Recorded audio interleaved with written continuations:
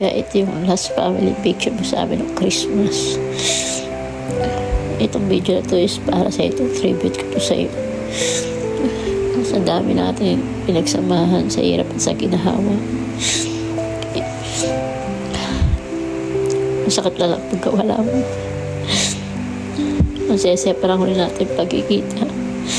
Pero hindi ko akalain na ito pala pinakalas na gagawin ko para sa iyo. Ang hirap lang, ang sakit kasi masyadong nakakabigla yung pagkawala mo. Ang saya-saya pa natin last time magkita, magkakasama, magtigtigan. Nag-chat ka pa sa akin. Nung week na yun bago ka mawala. May plan pa naman sana akong yayain ka nung bago ako umuwi Cavite. Pero hindi ko natuloy kasi sa sobrang busy ko. Kaya sabi ko, pagbalik ko na lang sana galing Cavite. Pero wala na palang pabalikan. Kasi wala ka na. Hindi ka na nakapagitay sa amin. Binigla mo kami lahat. Alam ko, hindi kita anak. Alam ko, hindi ako mama. Pero sobrang sakit ang pagkawala mo sa akin. Ikaw yung unang kinasama na anak ko. Kaya ikaw yung parang pinakauna kong anak. Nakita ko sa iyo na sobrang saya ng anak ko. Na mahal niyo talaga yung isa't isa. Pero dahil sa mga sobrang bata pa nga kayo, medyo toxic yung relationship niyo. Away dito, away doon. Pero that's normal naman at the end of the day. Kayo pa din, masaya pa din kayo, nagmamahal pa rin kayo. Bigla rin ako naging ulit kayo din ang anak ko. Pero ayoko makialam sa relasyon ng anak ko. Kaya kahit nakikita ko nasasaktan siya at nakikita ko mahal ka pa niya, nakikita ko rin naman sa mga mata niyo, sa body language niyo, na mahal niyo pa rin ang isa't isa. But you had to let each other go. Siguro nga hindi kayo nakatangta para sa isa't isa. Pinagtagpo pero hindi tinadhana. Gusto ko lang ulit magpasalamat sa lahat. Simula noon hanggang sa ngayon, mahal pa rin kita. At palagi pa rin kitang mamahal. Hindi kita makakalimutan. Hindi ka na makakalimutan. Kami lahat at involved family. And sorry, hindi ako nakahabol sa libing mo. Kasi, di pa nga sa last night mo, dyan na nagpa-umaga si Jan. So, walang magdadrive ng kotse. Mamaya ako hindi rin dumating. So, wala akong service. Hindi ko alam paano papunta dyan.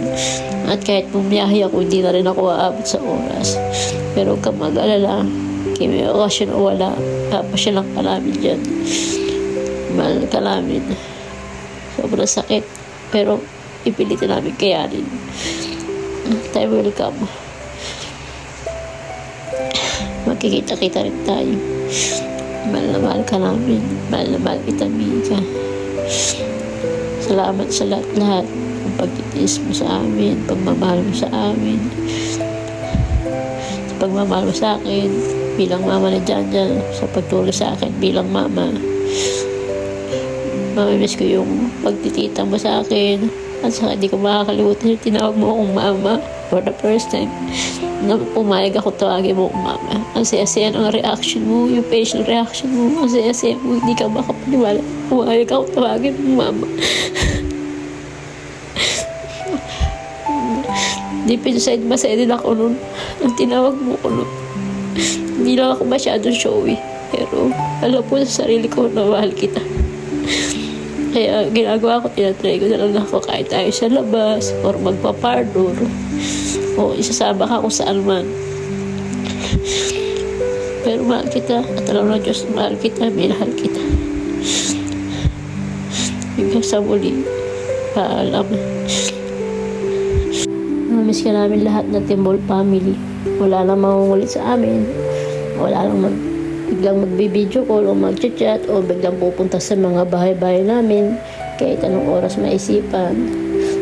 Wala na tayong bonding time niyan. Wala nang susunduin o hatid si Marvin. Wala na rin makakajaming si Tita Pau o Ate Pau mo sa inuman niya tuwing day off niya.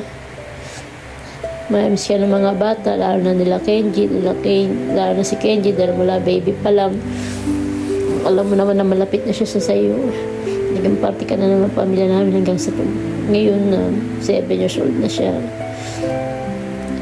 Mamiss nila yung pagtitiktok nyo, yung mga kulitan nyo, paglalambingan nyo. Mamiss ka namin lahat. Mamiss din namin yung mga tawa mo, yung pagtataray mo, pag tinutopa ka, pag nagmamaldita ka, pag nag-aaway kayo na dyan. Kapag sinusumpong yung toyo mo, yung lahat yun mamimiss namin. Namimiss ko rin yung mga ngiti mo, lalo pagka yung mata mo nagniningning dahil masayang-masaya ka. Namimiss ko rin pag sinasabi mong gusto mong makita yung ngiti ko, namimiss mo na yung tawa ko, namimiss mo na yung luto ko. Ngayon, hanggang background na lang ako siguro. Kapag namimiss kita, babasahin ko na lang yung mga conversation natin sa messenger. Ang hirap. Napakahirap. Mahal kita, Mika. Mahal kita. Mahal ka namin. Alam ko, di mo na maririnig itong mga sinasabi ko. At hindi mo na rin nakikita kung ano pang mga ginagawa namin ng mga naiwan mo para sa'yo. Pero gusto ko lang i-express yung nararamdaman ko. Siguro way ko na rin to para makapag-start na ako makapag-move on. Itong post ko na to or video ko na to, wala pong gustong i-disrespect. Pero may kanya-kanya po tayo ng paraan para magdalamhati. And this is my way. Ito yung paraan ko para makamove on. Ito yung pagdadalamhati ko. Pero maiintindihan kung bakit ako ganito sa kanya. Hindi niyo rin alam kung ano yung pinagdadaanan ko. Medyo masakit lang sa akin kasi bukod sa pagkikita namin sa tiktigan, nag-chat or nag-video call pa kami. And last time na magka-chat kami, sabi niya nga is may sakit siya, bla bla bla, ganun. So sabi ko sa kanya, mag-update siya. Pero hindi na siya nag-update sa akin. Tapos yun, bigla ko na lang mababalitaan na wala na pala siya. Samantalang kachat ko pa lang siya nung 2 or 3 days ago bago siya mamatay. Kaya super sakit, nakakabigla. Kaya sa mga may taong may nakakakilala na may depression o may mga nagsasabi sa inyo na tao na nadidepress, huwag nyo tawanan, huwag nyo kaasaran, huwag nyo kutsain, huwag nyo sabihin na pabebe, nag-iinarte, ang arte-arte, bla bla bla. Try to listen. Kasi siguro sa pakikinig natin, matutulungan natin sila na ma-voice out nila kung ano yung nararamdaman nila or gusto nilang i-express. Kahit sa ganong way lang, at least mapagaan natin yung pakiramdam nila, makatulong tayo at ma-save pa natin sila kung sa ano man mga iniisip nila na hindi maganda na gawain o mga kikanais-nais na thoughts. Example na lang po itong video na to. Makikita nyo siya. Ang hilig-hilig niya mag-TikTok. Sabi nga ng mga karamihan sa isang araw, ilang beses siya mag-TikTok dahil pala TikTok nga siya. Pero nakita nyo naman, ang ganda-ganda niya, ang blooming niya, ang sexy niya, ang ganda ng mga tawa niya, ng ngiti niya. Pero hindi po pala namin alam na deep inside, meron na pala siyang mabigat na pinagdadaanan na may mabigat na pala siyang dinadala. Hindi niya na nakayanan pagsabay-sabayin. Nagsabay-sabay pa yung stress, anxiety at depression niya. Kaya yun ang ang ending kinahinatnan niya. Napakasakit. Super sakit. Sa mga nakakarinig po o nakakapanood nito, kung mga may depression po kayo or anxiety or stress, kay kaklose ko po kayo o hindi, pwede nyo rin po akong kausapin. Sa Facebook ko, Catherine Peterson po. O mag-chat lang po kayo or video call. I am willing to listen po. And as much as possible, makikinig po ako. Hindi ko po kayo kukontra sa mga sasabihin nyo. At try ko rin po kayo bigyan ng advice. And I will pray for you. Ulitin ko lang po sa may mga nakakakilala po na may ganitong pinagdaraanan, may anxiety, depression, stress, at worse kung sabay-sabay pa. Try nyo po siyang kaumustahin, bisitahin, or i-chat man lang, or i-video call, or kung may pan-text or tawag kayo before it's too late po. Kasi alam naman natin lahat, makapag-uli na ang lahat, kahit umiyak tayo ng umiyak, sabihin natin yung mga gusto natin sabihin o gawin pa natin yung mga gusto natin gawin para sa kanila, it's too late na kasi alam naman natin hindi na nila makikita o maririnig yun. Kaya wag na natin hintayin na mamatay sila, gawin na natin habang nabubuhay pa sila para wala tayong pagsisisihan kung may mangyari man sa kanila o mawala man sila sa mundo. Nagpapasalamat lang ako kay Riray sa bagong kinakasama ng anak ko, sa bagong asawa niya, na ibinigay niya sa amin tong moment na to. Inintindi niya kami, pinagpasensyahan niya kami. Maraming salamat, Riray. So ito nga po palang video na to. Hindi lang po to tribute sa aking Mika.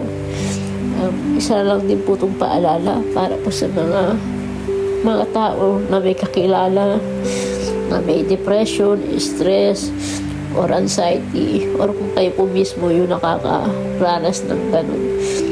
Please, huwag niyo po sarilinin ko ano po yung mga nararamdaman niyo or iniisip niyo o pinagdadaanan niyo. Pwede niyo po i-share sa amin. At sa mga may kakilala naman po or may mga family, friends, mapakaibigan, ate, kuya o nanay, tatay, kapatid, pinsan, tito, tita, please try nyo po na i-check yung mga tao nasa paligid natin kung okay lang po sila, and always try to be nice and always say nice words po. Kung wala po tayong magandang sasabihin, huwag na lang po tayong magsalita kasi hindi po natin alam kung yung tao po na yun down na down, depressed na depressed, tapos nagsalita ka pa ng bad words. Baka po yun pa po yung mag-trigger sa kanya para gumawa ng hindi karapat dapat o hindi ka nais-nais. Hindi po joke ang depression. Mas lalo pong hindi joke kapag nagkasabay-sabay ang depression, anxiety o stress. Sobrang sakit ho ang mawalan. Kaya po, try natin po maging nice.